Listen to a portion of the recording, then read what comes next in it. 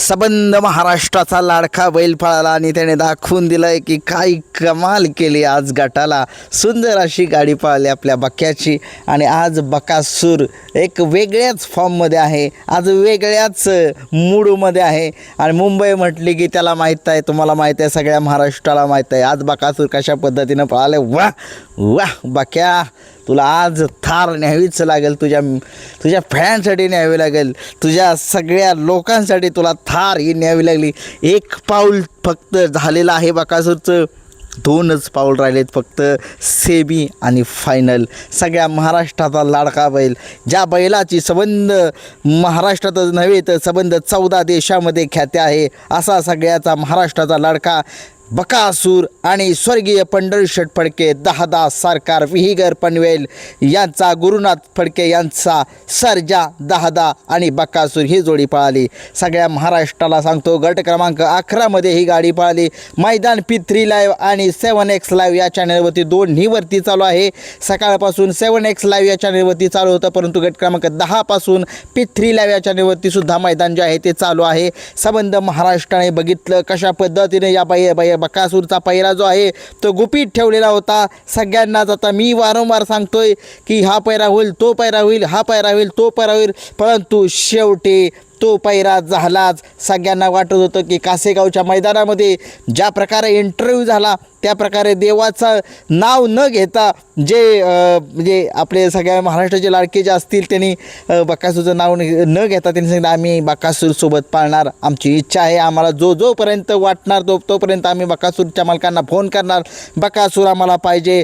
या बकासूरमुळेच आमचा जो सर्जा दहादा जो आहे तो उजेडामध्ये आले आणि आज खऱ्या अर्थाने गुरु शिष्य ही जोडी पळाली. आता सगळ्या महाराष्ट्राला आतुरता फक्त सेमीचीच आहे. आज गाडीवरती ड्रायव्हर होते संबंध महाराष्ट्राचे लाडके, या बैलगाडा क्षेत्रामध्ये ज्याला सलगरी किंग असं म्हटलं जातं, असे हे चिंचनेरकरांचे प्रशांत ड्रायव्हर चिंचनेरकर हे या गाडीवरती बसलेले होते. आणि बघितली तुम्ही आज गाडी कशी सुट्टी पळाली आणि या गाडीनं दाखवून दिले हे बैलगाडी शर्यत क्षेत्र आहे. तिथे बकासूर ज्या ठिकाणी असतो त्या ठिकाणी दहशत असते तर असतेच.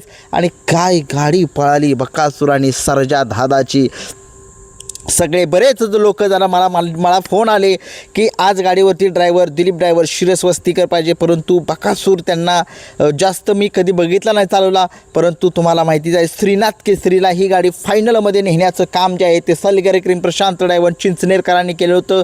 त्यांना माहिती आहे गाडी पब्लिकनं जरी लागली तरी कशा पद्धतीनं पळवायची आहे. आणि ही सलगरी किंगने गाडी प्रशांत ड्रायव्हर चिंचनेरकरांनी गाडी कशा पद्धतीने पळवली बकासूरची आणि आपल्या सगळ्या महाराष्ट्राचा लाडका एक दहादा सरकार यांचा सर्जा. वाह, आज मला वाटतंय थार जो आहे ती ही दोघंच नेतील, परंतु घोट सर्जा आणि लखन या जोडीला कमी लेखनं चालणार नाही. या बैलगाडा शर्यत क्षेत्रामधील तो एक टॉपचा जोड आहे आणि तो सुद्धा एक या मैदानामध्ये सगळ्यांच्या मनातील एक टॉपचा एक जोड आहे आणि तो सुद्धा आज एक नंबर करण्यासाठीच आलेला आहे. आणि सुंदर अशी गाडी तीसुद्धा पळालेली आहे, त्यासुद्धा गाडीचं मी कौतुक करतोय. चांगली गाडी पळालेली आहे आणि यासुद्धा गाडीला खूप साऱ्या शुभेच्छा देतोय सेमीफायनल फायनलमध्ये. आणि खरोखर आज टफ फायनल सगळ्या महाराष्ट्राला बघायला मिळेल. परंतु बघूया, मला जरा थोडीशी कमेंट्समध्ये सांगा.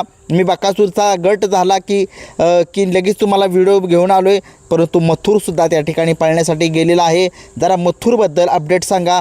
मथुर आणि सिकंदर आहे 777 हा नंदी आहे त्याच्यासोबत.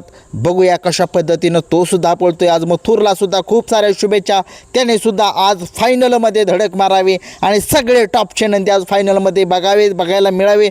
संबंध महाराष्ट्राचं लक्ष जे आहे आज त्या मैदानाकडे आहे, थारच्या मैदानाकडे आहे. आणि आज बकासूर आणि सर्जा दादा, तुम्हाला काय वाटतंय, कुठली जोडी आज वाटते तुम्हाला एक नंबर करू शकतो? मला तर वाटते, मला कॉन्फिडन्स आहे बकासूर आणि सर्जा दादा सहज घेऊन जातील, सुट्टेच घेऊन जातील फायनल. परंतु बघूया, हे बैलगाडा शर्यत क्षेत्र आहे, ते कधीच कुणाला कमी समजायचं नसतं आणि जर कमी समजलं तर परिणाम खूप दिसतात तुम्हाला. परंतु असो, या बैलगाडा शर्यत क्षेत्रातील देव बकासूर गट क्रमांक 11मधून तास क्रमांक 4मधून गट पास झालेला आहे. खूप साऱ्या शुभेच्छा.